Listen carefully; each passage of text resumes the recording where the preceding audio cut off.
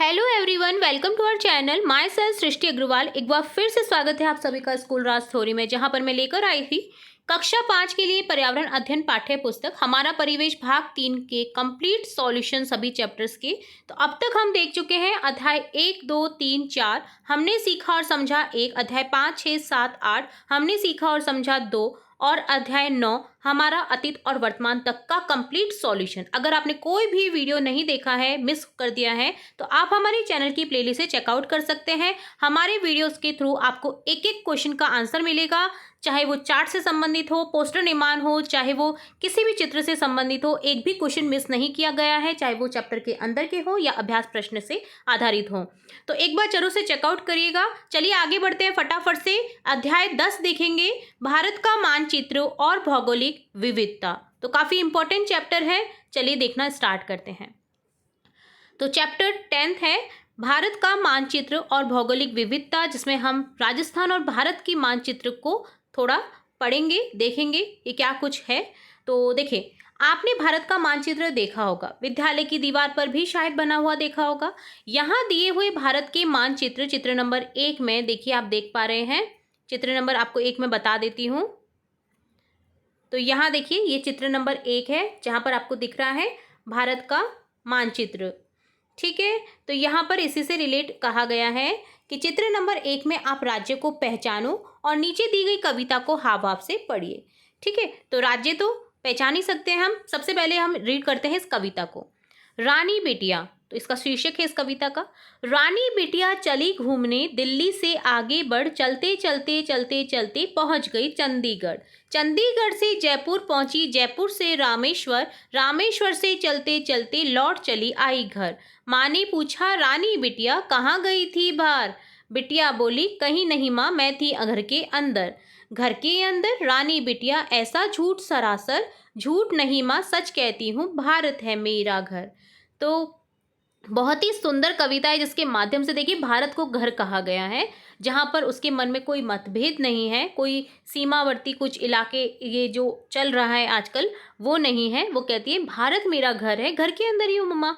तो देखिए इस तरह से एक लड़की है रानी बिटिया, जो कि देखिए दिल्ली से चंडीगढ़ जाती है, चंडीगढ़ से जयपुर, देन जयपुर से रामेश्वरम। तो इस तरह की एक उसकी यात्रा बताई गई है, बहुत ही सुंदर कविता के साथ, जिसके लेखक हैं, जो कवि हैं, वो हैं निरंकार देव सेवक। अब देखते हैं इससे रिलेट कुछ कविता के थ्रू आपको बताने की कोशिश करिए कुछ क्वेश्चन, कि आप भी अपनी किसी यात्रा के बारे में एक छोटा अनुच्छेद लिखें या मौखिक रूप से उसे साझा करें, शेयर करें, और कविता में जिन स्थानों का उल्लेख है, दिल्ली, चंडीगढ़, जयपुर, रामेश्वरम, उसकी उन्हें भारत के मानचित्र पर खोजें और उनका स्थान चिन्हित करें। तो देखिए यहाँ पर सबसे पहले तो हम छोटा अनुच्छेद लिखना प्रारंभ करते हैं। आप मौखिक रूप से भी इसे शेयर कर सकते हैं। मैं पिछले साल गर्मियों की छुट्टी में अपने परिवार के साथ शिमला घूमने गया था या गई थी। हमने ट्रेन से दिल्ली तक का सफ़र किया, फिर वहां से टैक्सी लेकर शिमला के लिए रवाना हुए। रास्ते में पहाड़ों के खूबसूरत नज़ारे देखकर हम सब बहुत उत्साहित थे। शिमला पहुंचकर हमने माल रोड पर खूब सैर की, रिज पर जाकर के पहाड़ों का मनोरम दृश्य देखा, कुफरी में घुड़सवारी का आनंद लिया। हमने स्थानीय व्यंजनों का भी खूब स्वाद लिया। यह यात्रा मेरे लिए अविस्मरणीय थी और मैंने प्रकृति की सुंदरता को करीब से महसूस किया। तो एक बहुत ही सुंदर वृत्तांत कहा गया है शिमला का। ठीक है, तो अब देखेंगे कविता में उल्लेखित जो स्थान है, दिल्ली, चंडीगढ़, जयपुर और रामेश्वर, कहाँ कहाँ है स्थित है वो देखते हैं। तो देखिए आपको मैं मानचित्र बता देती हूँ। तो ये देखिए, ये मानचित्र पूरा रंगीन मानचित्र आपके लिए लेकर आई हूँ, ताकि आपको इजीली समझ आ सके। तो ये तो हो गया आपका, देखिए जयपुर, जिसे आप देख पा रहे हैं। ये हो गया दिल्ली, ये हो गया चंडीगढ़, रेड डॉट से आपको दिख रहा है।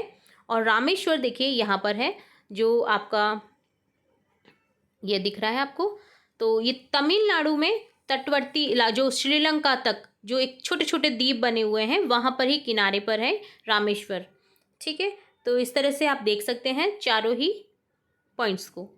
तो ये हमारा सुंदर सा भारत का मानचित्र है, जिसे आप लर्न भी कर सकते हैं कि कहाँ क्या क्या अपने राज्य हैं, कौन कौन से सीमावर्ती हमारे देश हैं जो हमारे निकट पड़ते हैं।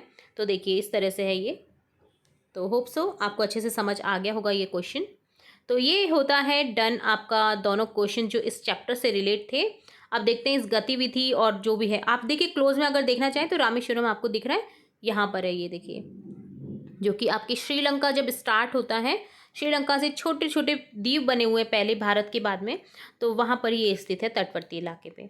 ठीक है, अब आपकी गतिविधि दी गई है यहाँ पर एक, दिए गए भारत की मानचित्र एक का अवलोकन कीजिए और बताइए। तो पहले तो अवलोकन करिए कि कहाँ कुछ क्या दे रखा है। देखिए पूर्वी तट, पश्चिमी तट, राज्य, ठीक है, उनकी राजधानी, तो आपको ये याद करना है राजधानियाँ। ठीक है, राजस्थान की राजधानी जयपुर, गुजरात की गांधीनगर, मध्य प्रदेश की भोपाल, महाराष्ट्र की मुंबई, तेलंगाना की हैदराबाद, आंध्र प्रदेश की, इसी तरह से देखिए तमिलनाडु की, कर्नाटक की बेंगलोर, तमिलनाडु की क्या है चेन्नई, और इसी तरह से आपको ओडिशा भुवनेश्वर, झारखंड रांची, बिहार पटना, उत्तर प्रदेश लखनऊ, पश्चिम बंगाल कोलकाता, सिक्किम, मेघालय, ये सभी राज्य आपको याद करने हैं।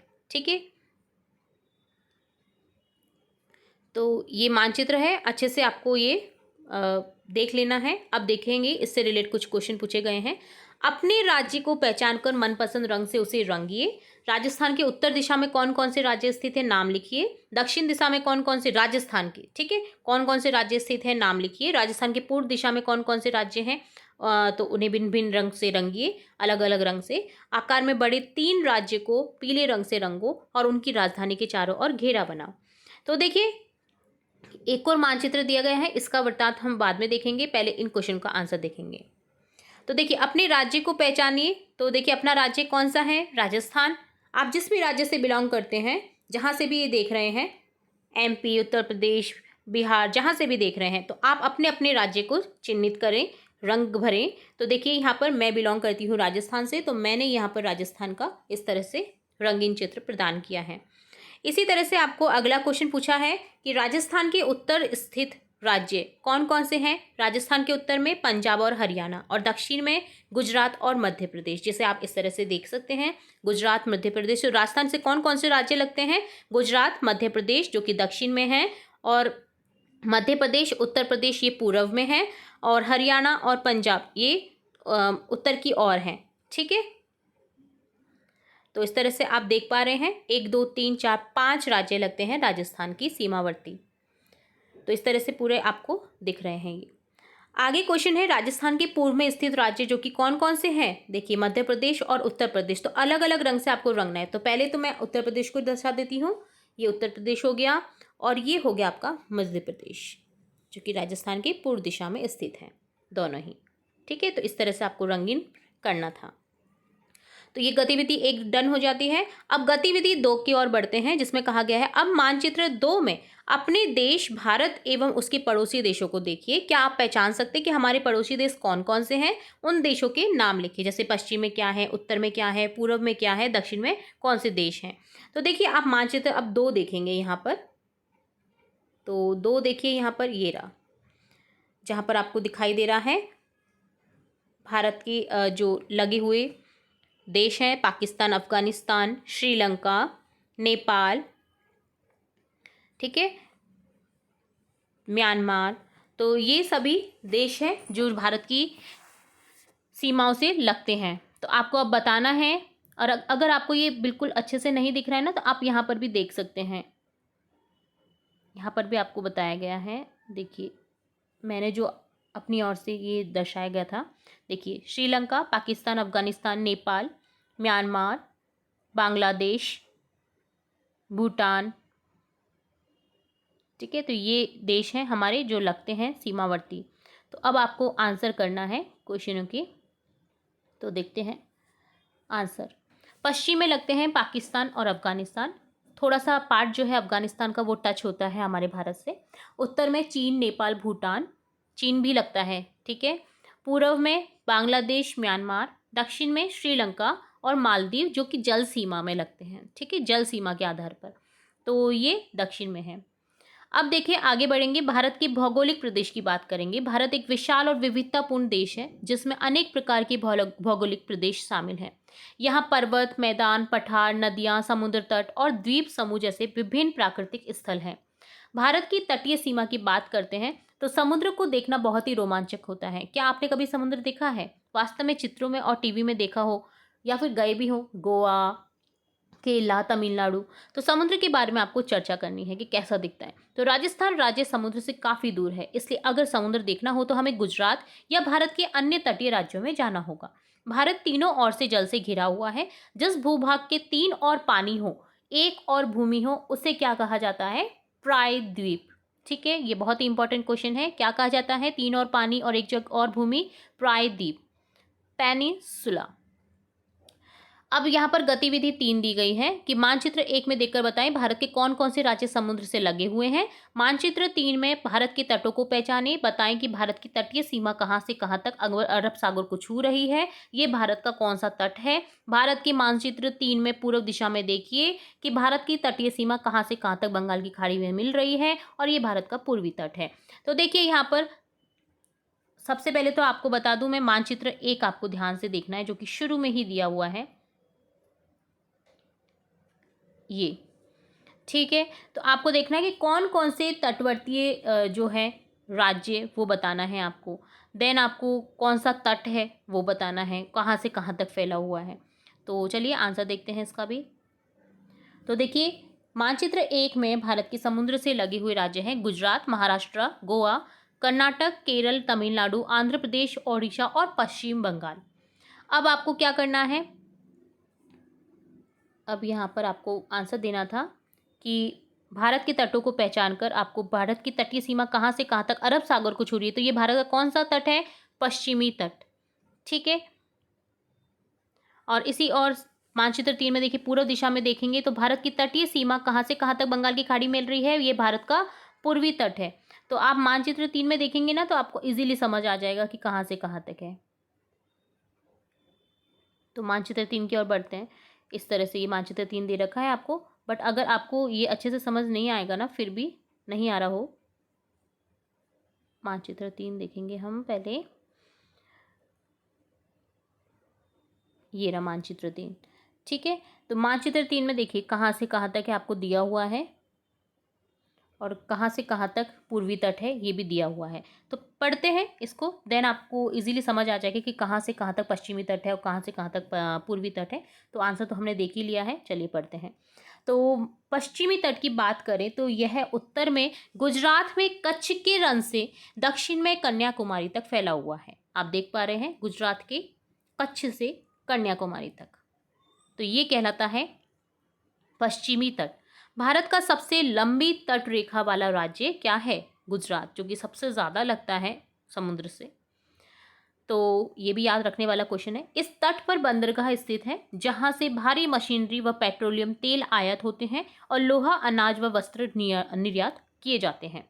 पश्चिमी तट के दक्षिण में कन्याकुमारी है। पश्चिमी तट के क्षेत्र व राज्यों की भौगोलिक परिस्थिति के आधार पर इनकी अलग अलग नाम हो जाते हैं, जो कि नीचे आपको दिए गए हैं, जैसे कोकण तटीय मैदान, इसी तरह से आगे आपको दे रखा है। तो ये तटीय मैदान अलग अलग नाम से जाने जाते हैं, हम आगे बात करेंगे इनकी भी।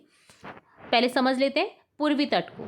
तो कन्याकुमारी से अब हम पूर्वी तट की ओर यात्रा करेंगे तो उत्तर की ओर जाते हुए हमें भारत के कई राज्य से गुजरेंगे, तो जैसे तमिलनाडु, आंध्र प्रदेश, ओडिशा, पश्चिम बंगाल तक ये फैला हुआ है। भौगोलिक विशेषता के आधार पर पूर्वी तटीय भाग को 3 भागों में विभाजित किया गया है, जो कि आपको दिख रहा है यहाँ पर। ठीक है, तो मानचित्र 3 को देखें। सबसे पहले तमिलनाडु, फिर आंध्र प्रदेश, ओडिशा और बंगाल, पश्चिम बंगाल, इन राज्यों का तटीय मैदान काफी चौड़ा है। इस तट पर हमें कई बड़ी नदियां देखने को मिलेंगी जो बंगाल की खाड़ी में गिरती हैं। मानचित्र 2 को देखकर 4 नदियों के नाम बताने जो बंगाल की खाड़ी में गिरते हैं। क्या आप जानते हैं कि तट के पास आकर ये नदियां कई धाराओं में बढ़ जाती हैं? उसे क्या कहते हैं? कक्षा में अपने शिक्षक के साथ में साझा करें। तो मानचित्र 2 हम देख चुके हैं पहले ही। देखिए फिर से एक बार आपको दिखा देती हूँ, क्योंकि कंफ्यूज हो जाते हैं स्टूडेंट्स कि मैम ने मैप नहीं दिखाया है। तो देखिए मैप दिखा देती हूँ मैं आपको। ये देखिए मानचित्र 2 दिख रहा है आपको। अब बात करेंगे, हम आगे बढ़ेंगे, आप देख लीजिए अच्छे से। ठीक है, तो यहाँ पर सभी दे रखी हैं, नदियाँ भी दे रखी हैं और तट दे रखे हैं, कहाँ से कहाँ तक कौन सा फैला हुआ है। तो अब आंसर देखेंगे हम। तो देखिए मानचित्र 2 को देखकर 4 नदियों के नाम बताने हैं आपको बंगाल की खाड़ी में। तो यहाँ पर देखिए बंगाल की खाड़ी में गिरने वाली नदियाँ हैं गंगा, ब्रह्मपुत्र, महानदी, गोदावरी, कृष्णा और कावेरी। आप कोई भी 4 नदियों के नाम यहाँ पर लिख सकते हैं। क्या आप जानते हैं कि तट के पास आकर ये नई जो नदियाँ हैं ये कई धाराओं में बढ़ जाती है, तो उसे क्या कहते हैं? तो देखिए उसे क्या कहते हैं? नदियाँ जब तट के पास आकर कई धाराओं में बढ़ जाती है तो उसे डेल्टा कहते हैं। ठीक है, ये भी बहुत इंपॉर्टेंट क्वेश्चन है। तो यहाँ पर दोनों ही क्वेश्चन आपसे पूछे गए थे जिनके हमने आंसर देख लिए हैं। तो क्या इसके अलावा देखिए यहाँ पर इंपॉर्टेंट तथ्य कहा गया है कि वे स्थान जहाँ नदियाँ समुद्र से मिलती हैं वहाँ पर बहुत उपजाऊ मिट्टी जमा होती है, पानी भी होता है। इन इलाकों में धान की खेती अच्छी होती है। आप देखिएगा वहाँ पर धान की खेती बहुत अच्छी होती है जहाँ पर किनारे जो तटवर्ती इलाके हैं वहाँ पर। तो इसके अलावा आप क्या जानते हैं कि भारतीय सर्वेक्षण संस्था भारत की मानचित्र बनाने वाली मुख्य संस्था है जो कि भारत का मानचित्र बनाती है। इसकी स्थापना 1767 में हुई थी। इस संस्था ने प्रत्यक्ष रूप से सर्वेक्षण करके भारतीय प्रायद्वीप के विभिन्न पैमानों पर आधारित स्थल दर्शक मानचित्र तैयार किए हैं। इस संस्था का मुख्य कार्यालय उत्तराखंड राज्य के देहरादून शहर में है। ठीक है, तो ये इंपॉर्टेंट तथ्य है कि कौन संस्था जो है वो मानचित्र जारी करती है। तो भारतीय सर्वेक्षण संस्था जिसकी स्थापना हुई थी 1767 में। ठीक है, भारतीय प्रायद्वीप, प्रायद्वीप क्यों कहा जाता है भारत को? क्योंकि 3 ओर से भूमि जो है वो जल से घिरी हुई है, तटवर्ती इलाके जो समुद्र के किनारे पर है, और एक और भूमि मैदानी भाग है, तो उसे कहा जाता है प्रायद्वीप। ठीक है, तो ये भारतीय सर्वेक्षण विभाग का लोगो दिया हुआ है, आप समझ सकते हैं, जो कि कहाँ स्थित है? उत्तराखंड राज्य के देहरादून शहर में। तो इस तरह से ये इंपॉर्टेंट तथ्य थे। अब देखेंगे गतिविधि 4 जिसमें कहा गया है पूर्वी तट और पश्चिम तट में क्या क्या अंतर है। भारत के मानचित्र पर पश्चिमी तट और पूर्वी तट पर एक मॉडल बनाएं जिसमें आप नारियल के पेड़, बंदरगाह, धान की खेती, डेल्टा, वहाँ की संस्कृति भी दिखा सकते हैं। तो आप किसी भी तरह से मॉडल बना सकते हैं। यहाँ पर अंतर देखते हैं पूर्वी तट और पश्चिमी तट में। पहले तो देखिए विशेषता जैसे स्थिति, तो पूर्वी तट की जो स्थिति है वो है बंगाल की खाड़ी के किनारे है, पश्चिमी तट अरब सागर के किनारे है। लंबाई और चौड़ाई, पूर्वी तट जो है वो अधिक लंबा व चौड़ा है और पश्चिमी तट छोटा व सकरा है। डेल्टा का निर्माण, बड़ी नदियां देखिए गंगा, कृष्णा, कावेरी डेल्टा बनाती हैं। यहाँ नदियां मुहाने पर मुहाना बनाती हैं जिससे डेल्टा कम मिलता है। खेती, उपजाऊ भूमि, उपजाऊ मिट्टी है, धान की खेती प्रचुर मात्रा में होती है और यहाँ पर नारियल, सुपारी, मसालों की खेती की जाती है पश्चिमी तट पर। राज्य यहाँ पर आ जाएंगे पश्चिम बंगाल, उड़ीसा, आंध्र प्रदेश, तमिलनाडु, और जो पश्चिमी तट है वहाँ पर आ जाएंगे गुजरात, महाराष्ट्र, गोवा, कर्नाटक और केरल, जहाँ पर आपको देखिए नारियल, सुपारी, मसालों की खेती बहुत देखने को मिलती है। ठीक है, और जो चावल वगैरह रहते हैं वो कहाँ पर देखने को मिलते हैं ज़्यादा? पश्चिम बंगाल, उड़ीसा, आंध्र प्रदेश, तमिलनाडु में। तो इस तरह से यहाँ पर अंतर देखा हमने। आगे बात करेंगे तो यहाँ पर देखिए आपको क्या करना था, मानचित्र में दर्शाना है, मॉडल बनाना है और आप दर्शा सकते हैं पेड़, बंदरगाह, वहाँ का पूर्वी तट और पश्चिमी तट। ठीक है, तो यहाँ पर आप इजीली दर्शा सकते हैं इसे भी। तो देखिए एक तटीय मैदान आपको बताया गया है यहाँ पर मानचित्र के द्वारा, जिसे आप इजीली देख पाएँ। देखिए मुंबई कोकण का मैदान जिसे कहा जाता है, जहाँ कहाँ से कहाँ तक है वो भी आपको बताया गया है।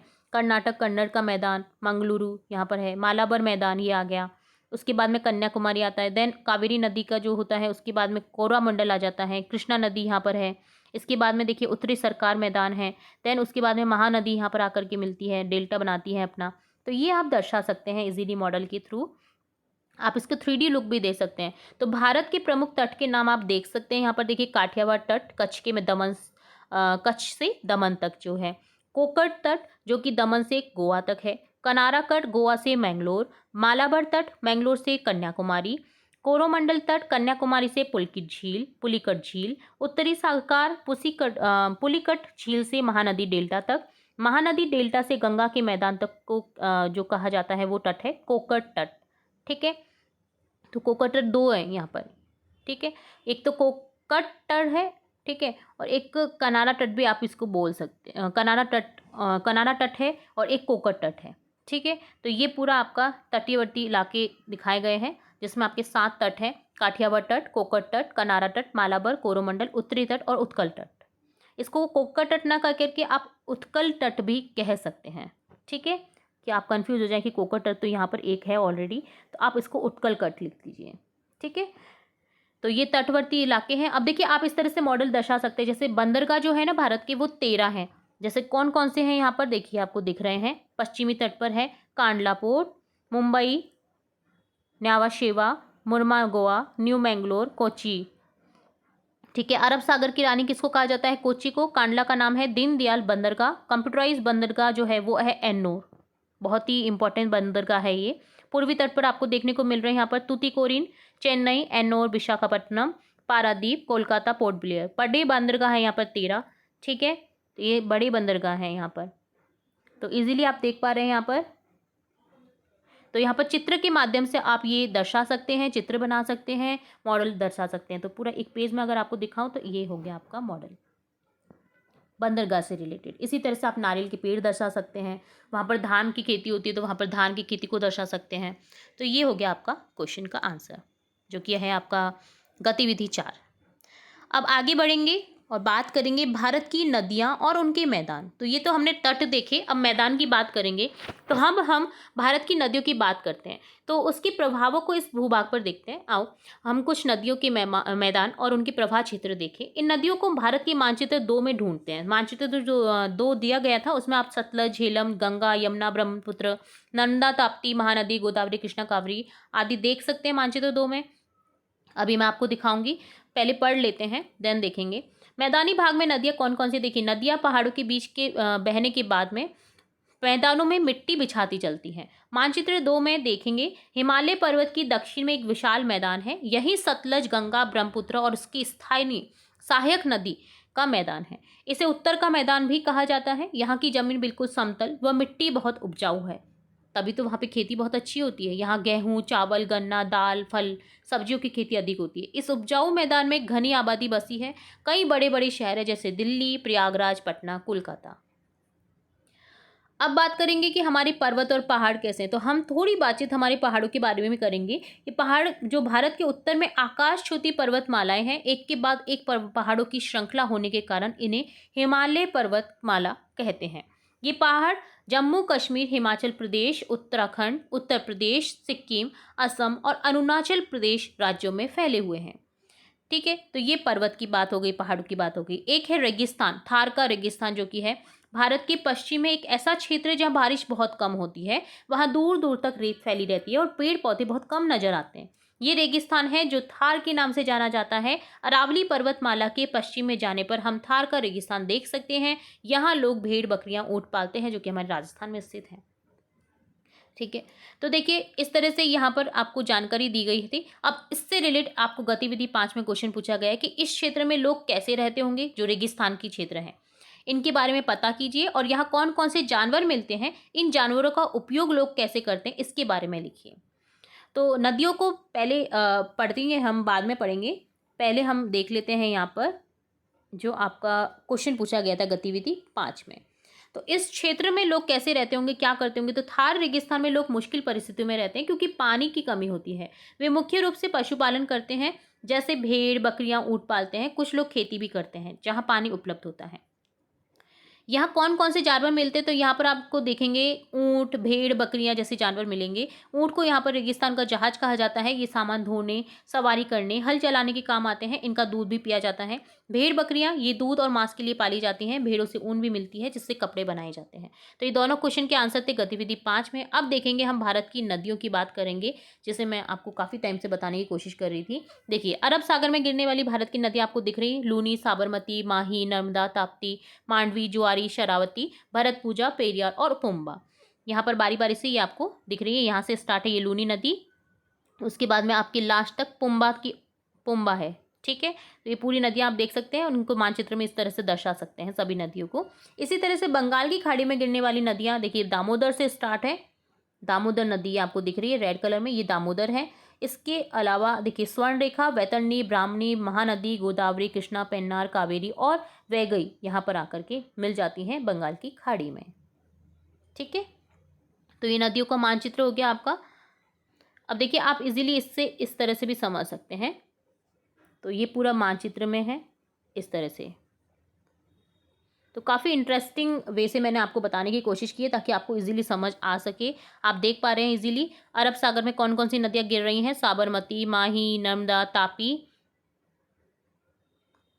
इसी तरह से जल विभाजक रेखा है, जिसमें 2 भागों में बँट जाती है जल विभाजक रेखा, अर्थात कुछ नदियाँ जो अरब सागर में गिरती हैं वो इस साइड में आ गई आपके पश्चिमी भाग में, और कुछ नदियाँ इस लाइन के इधर जो हैं पूर्वी भाग में, वो बंगाल की खाड़ी में गिरती हैं। तो ये जल विभाजक रेखा है। इसके बाद में देखिए नदियाँ यहाँ पर जो बहने वाली हैं वो यहाँ पर मिल जाती हैं, और पूर्वी भाग में जो बहने वाली हैं वो बंगाल की खाड़ी में मिल जाती है। तो आप इजीली देख पा रहे हैं गोदावरी, कृष्णा, तुंगभद्रा, कावेरी, महानदी, तेल, और कुछ सहायक नदियाँ आपको दिख रही हैं जो कि गंगा की सहायक नदी हैं, दामोदर, ठीक है, ये सभी यहाँ पर, ब्रह्मपुत्र, ये सभी यहाँ पर बंगाल की खाड़ी में मिलती हुई नजर आ रही हैं। और लूनी, साबरमती, माही, नर्मदा, तापी, ये सभी यहाँ पर मिल रही हैं। सिंधु, झेलम जो है नदियाँ आपको दिख रही हैं, ये चिनाब, सतलुज, ये सभी यहाँ पर मिल रही हैं, सिंधु नदी, ठीक है। तो ये सभी यहाँ पर आकर के अरब सागर में मिलती हैं, ठीक है। तो जल विभाजक रेखा से आप आसानी से समझ सकते हैं इस पार्ट को, और होप सो आपको नदियों का जो पार्ट है वो भी अच्छे से समझ आ गया होगा इस मानचित्र के थ्रू, ठीक है। तो ये डन होता है आपका कंप्लीट। यहाँ पर देखिए इससे रिलेट जो हमने क्वेश्चन देखा, आपका गतिविधि 5 तक हमने देख लिया है। अब आगे बढ़ेंगे और देखेंगे दक्कन का पठार। उत्तर के मैदान से दक्षिण तक फैला भारत का लंबा चौड़ा भूपटारी भाग है ये भूभाग ऊंचाई पर है, कहीं कहीं मिट्टी गहरी है, कहीं कहीं जगह पथरीली और हल्की मिट्टी है।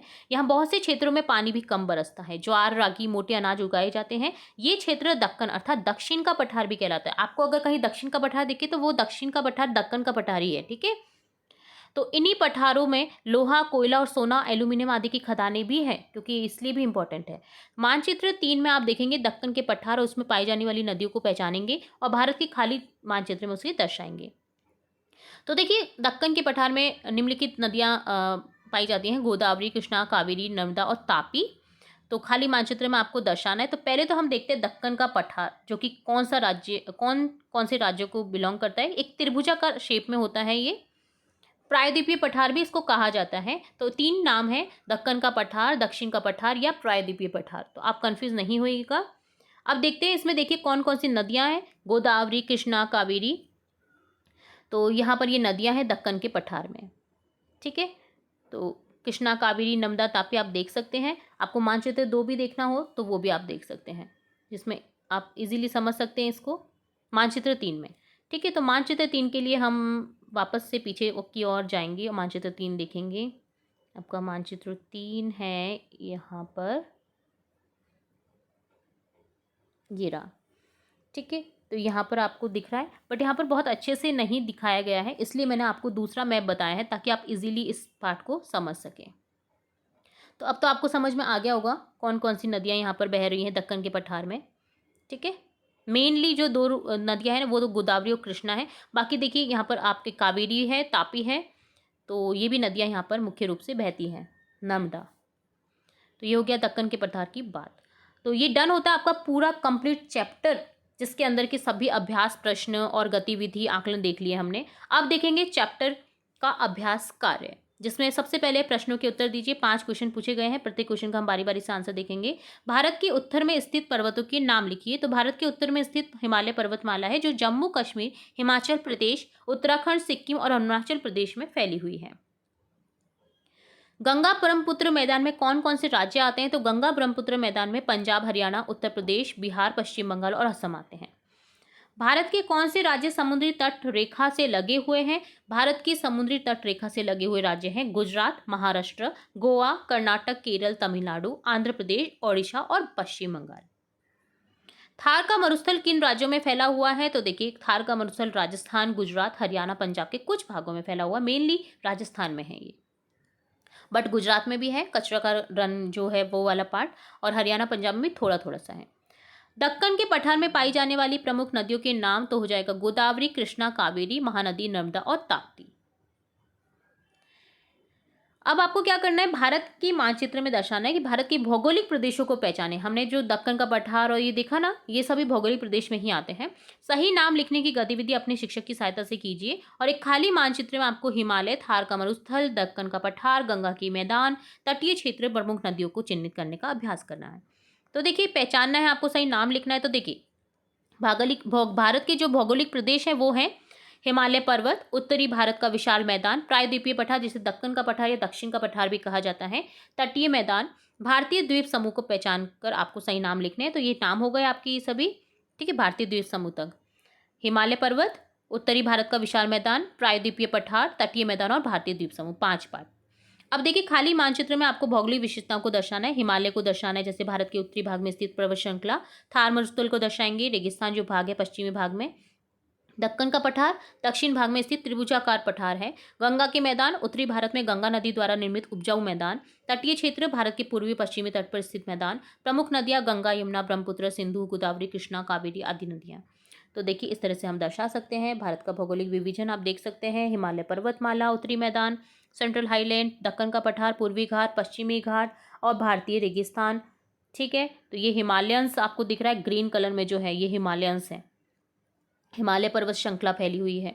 इसी तरह से दक्कन का पठार हो गया, ये पूर्वी घाट, भारतीय रेगिस्तान। तो पूरे 5 पार्ट आपको इजीली दिख रहे हैं पूरे मानचित्र में। तो काफ़ी महत्वपूर्ण है ये मानचित्र, ठीक है। आप इसे नोट कर सकते हैं इजीली और राज्य भी देख सकते हैं कि कौन कौन से राज्य बिलोंग कर रहे हैं इनसे।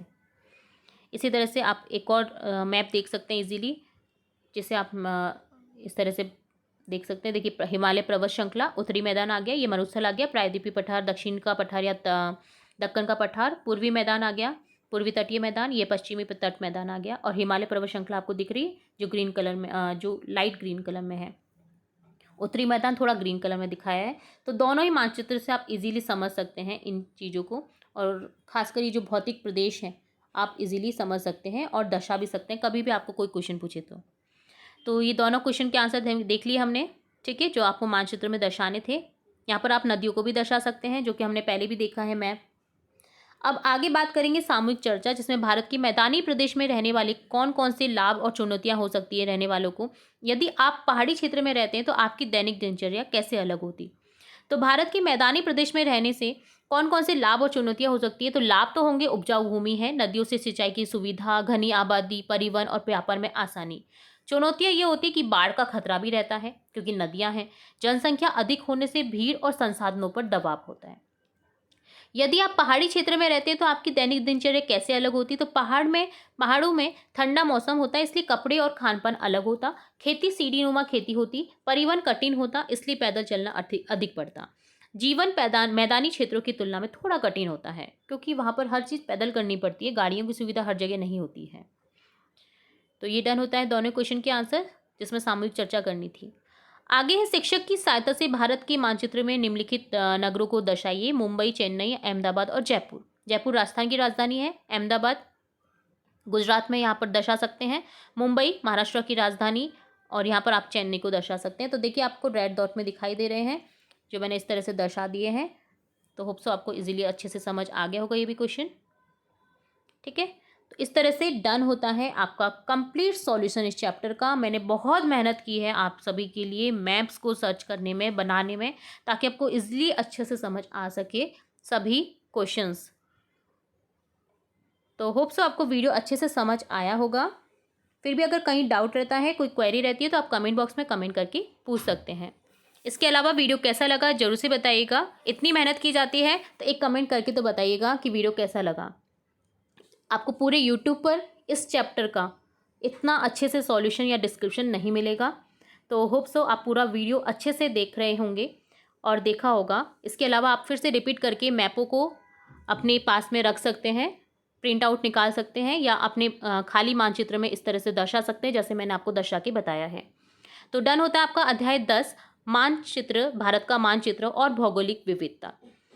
तो इसके अलावा वीडियो को शेयर करिएगा अपने फ्रेंड्स के साथ में, वीडियो को लाइक करिएगा अगर पसंद आया है तो, और चैनल को सब्सक्राइब करिएगा। बेल आइकन पर क्लिक करना बिल्कुल ना भूलें, ताकि नेक्स्ट नोटिफिकेशन जब भी मैं कोई भी वीडियो अपलोड करूं तो आपको तुरंत से मिल सके। फिर मिलेंगे नई वीडियो के साथ, तब तक के लिए धन्यवाद।